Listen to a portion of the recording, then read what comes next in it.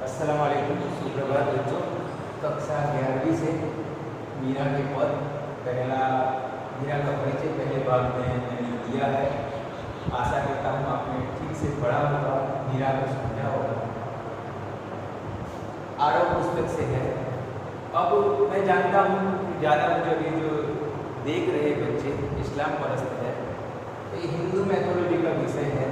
तो साधारण सामान्य तो बहुत डीपली इसे आप ना जान पाए, इसलिए एक शिक्षक के तौर पर मेरी ये निष्ठा फर्ज है कि मैं आपको विषय वस्तु उसकी पृष्ठभूमि के बारे में बताऊँ। हिंदू मैथोलॉजी में 4 युग, पहला सतयुग, त्रेता युग जिसमें राम थे, द्वापर युग जिसमें कृष्ण हुए, और कलयुग जो अभी चल रहा है।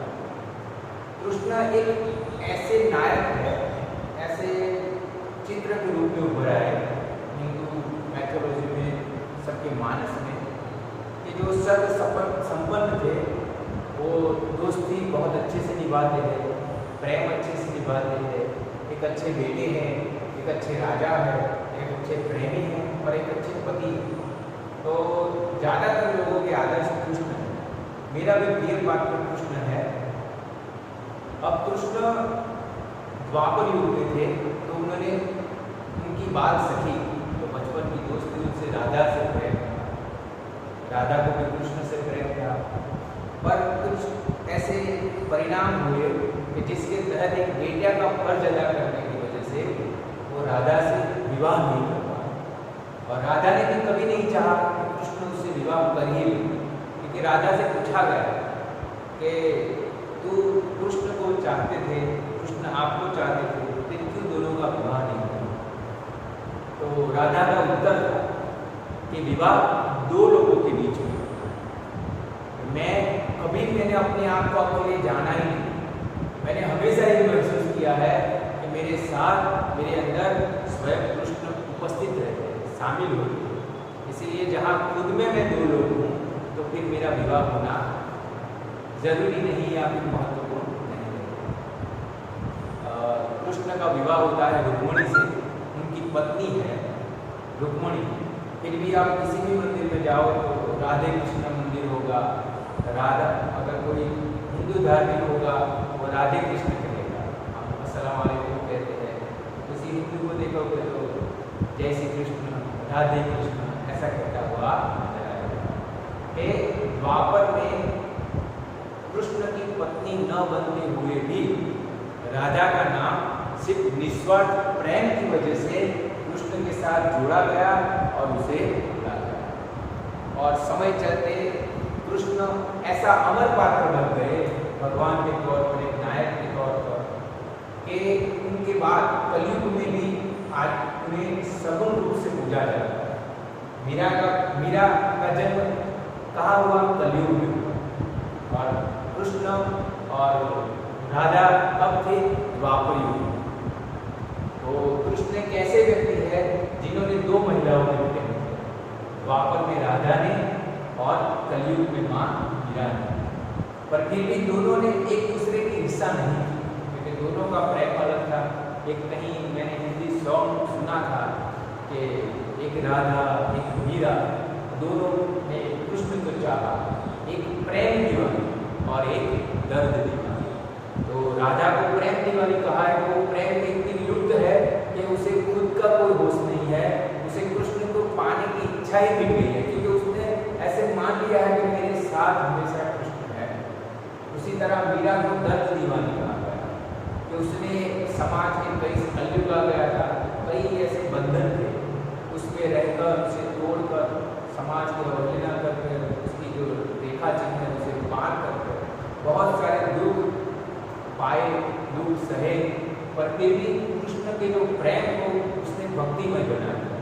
इसीलिए उनका प्रेम भी निस्वार्थ था, इसीलिए मीरा भी अमर हो गई। एक कविता है जो मैं कहूँगा कि पहले राधा के लिए है, और दूसरा भाग, इसमें 3 पद। मैं जो कविता कह रहा हूँ उसमें 2 भाग में कर रहा हूँ, कि पहले में वो राधा के रूप में कह रही है और दूसरे में मीरा उसका जवाब है। मैं गा नहीं पाता, और नहीं अच्छा गाता और नहीं गाता हूँ तो ये आप पर एहसान है, और फिर भी आज मैं प्रयत्न करूँगा। अगर ये शब्द में अवधी भाषा के शब्द होंगे, ब्रज के होंगे, या ऐसा लगेगा आपको कि हिंदी भाषा के शब्द नहीं है, तो मैं उसे समझाने का प्रयत्न करूँगा। है काल गति से परे चिरंतन, अभी यहाँ थे अभी यही हो। ये राधा कह रही है किसके लिए? कृष्ण के लिए, कि है काल गति से परे चिरंतन, अभी यहाँ थे अभी यही हो। राधा कहती है कि तुम कालों में निवास करते हो, हर समय निवास करते हो, हर जगह निवास करते हो, और मेरे लिए हमेशा तुम मेरे सामने हमेशा उपस्थित रहते हो। कभी धरा पर कभी गगन में, कभी कहाँ थे कभी कहीं हो। कृष्ण की लीलाओं में कहा गया है कि कृष्ण हर एक जगह पाए जाते हैं। कि जब बच्चे थे माखन चुराते थे, आपने कविता पढ़ी है, गोपियाँ कंप्लेन करने आती है अपने घर बाहर कि हमारा माखन चुराता था, और बाद में पता चलता है वो तो नहीं घर में खेल रहे थे। इसीलिए राजा कह रहे थे कि तेरी लीलाओं में तू कहीं भी पाया जाता है, कि कभी धरा पे कभी गगन में, कभी कहाँ थे कहीं कहीं हो। तुम्हारी राधा को भान है, तुम सकल चराचर में हो समाये। राधा ये कहती है कि तुम्हारी राधा को भान है, पता है कि सकल चराचर जितनी भी जीवित वस्तुएं सृष्टि हो सब में तुम समाये हुए। आखिर में वो दो पंक्तियां ऐसे कहती है दूध के साथ, बस एक मेरा है भाग्य मोहन। मोहन मतलब कृष्ण का दूसरा नाम, भाग्य मतलब नसीब, नसीब को जोड़ दिया गया है कि बस एक मेरा है भाग्य मोहन, के जिसमें होकर भी तुम नहीं हो। कि मेरे साथ तुम्हारा नाम तो जुड़ गया है, और फिर भी होते हुए भी तुम मेरी किस्मत में नहीं हो। तो राधा कृष्ण को पाकर भी कहती है कि होकर भी तुम नहीं हो। तो उसके जवाब में मीरा क्या कहती है कि मीरा का प्रेम कैसा है, वो एक इस पंक्तियों में झलकता है कि द्वारिका में मिले विराजे, विरज की गलियों में भी नहीं हो। मीरा कहाँ से कहाँ गई? मीरा मेवाड़ राजस्थान से कहाँ गई? पहले ब्रज में गई, और बाद में द्वारिका में गई, जहाँ उनकी मृत्यु कहाँ हुई? द्वारिका में हुई। इसलिए मीरा क्या कहती है कि न द्वारिका में मिले विराजे, विरज, विरज मतलब ब्रज, विरज की गलियों में भी नहीं हो। विरज मतलब आज जिसे वृंदावन कहते हैं, कृष्ण का जन्मभूमि। कि न द्वारिका में मिले मिले विराजे, विरज की गलियों में भी नहीं हो। कि मैंने तुम्हें न द्वारिका के सिंहासन में बैठे हुए देखा, न मैं तुम्हें गलियों में घूमते हुए देखा। न योगियों के ध्यान में तुम, यह जड़े में, यह ज्ञान जड़ों में नहीं हो तुम। ये मतलब कि तुम योगियों के ध्यान में भी नहीं हो। योगी कहते हैं हम ध्यान करते हैं और कृष्ण को पाएंगे, तो वहां भी नहीं हो। अहम ज्ञान जड़ों में नहीं हो, मतलब कि जहाँ ज्ञान की बात करते हो वहां भी नहीं हो। जैसे कबीर ने कहा ना, वो यहाँ कबीर को मैं इसलिए सम्मिलित करता हूँ, जो मीरा ने कहा वही कबीर ने कहा कि पोथी बड़ी बड़ी पंडित बयान कोई, ढाई अक्षर प्रेम का बड़े से पंडित कोई।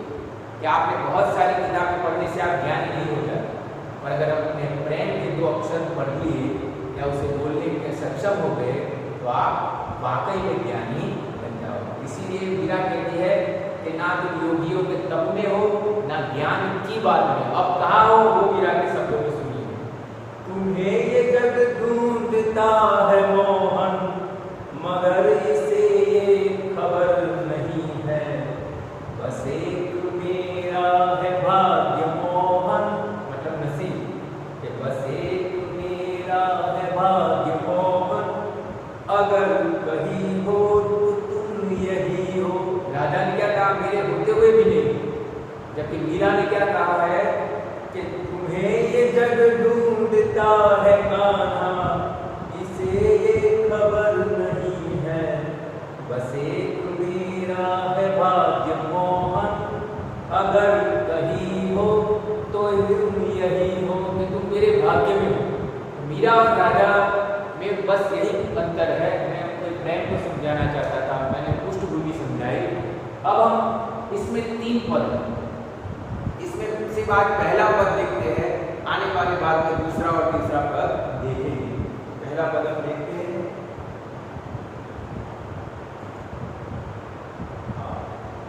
कृष्ण का पहला पद है मीरा का कि मेरे तो गिरधर गोपाल दूसरा न कोई, जाके सिर मोर मुकुट मेरो पति सोई, छाई दई कुल की कहानी कहाँ करी है कोई, संतन मीठ बैठी बैठी लोक लाल कोई, असवन जल सींचे सींचे प्रेम देवी कोई, अब तो बेली फैल गई आनंद फल कोई। दो पंक्तियां मैं समझा रहा हूँ कि मेरे तो गिरधर गोपाल, बहुत सुंदर भजन है। मैं राग में गाता नहीं हूँ इसलिए प्रयत्न नहीं करूँगा, सिर्फ उसका अर्थ समझा देता हूँ कि मेरे तो गिरधर गोपाल।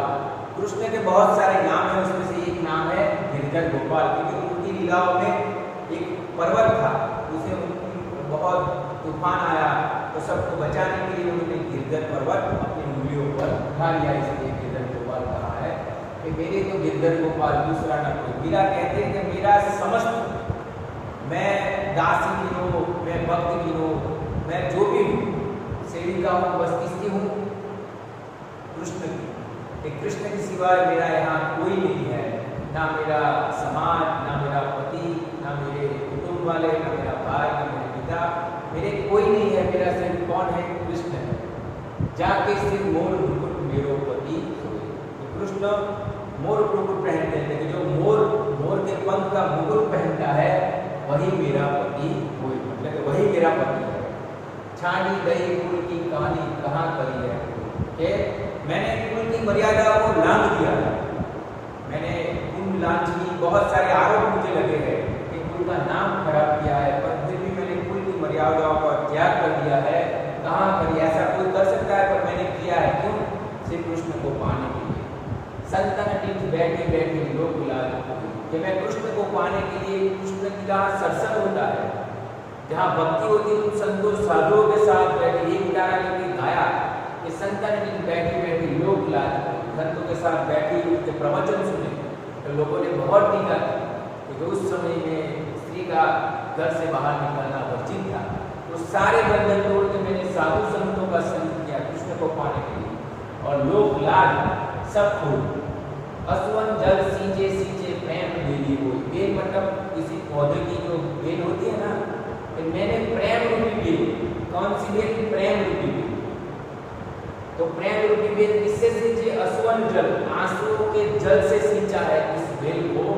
मतलब मैंने प्रेम कैसे प्राप्त किया है, तुम्हारी प्रेम में भक्ति कैसे की, तो हर दग दग पर तुझे आंसू मिले, दुख मिले, दर्द मिले, तो सारे सहे, बस मैंने तुझे पाने के लिए, तेरी भक्ति करने के लिए। इसलिए कहा कि मैंने आंसुओं से प्रेम रूपी बेल को बोया है, अब तक बेली फैल गई आनंद फल को। तो अब वो जो भक्ति रूपी प्रेम रूपी बेल है बहुत फैल गई।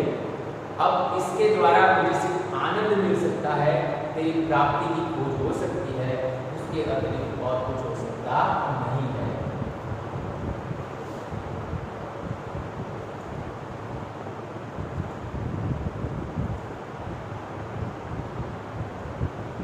आज के लिए बस इतना ही।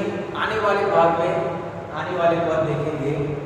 तो मैं चाहता हूँ कि मीरा का पहला भाग देखना, दूसरा भाग देखना, कविता पूरी एक बार किताब में से पढ़ लेना। आने वाले भाग में मिलते हैं। धन्यवाद।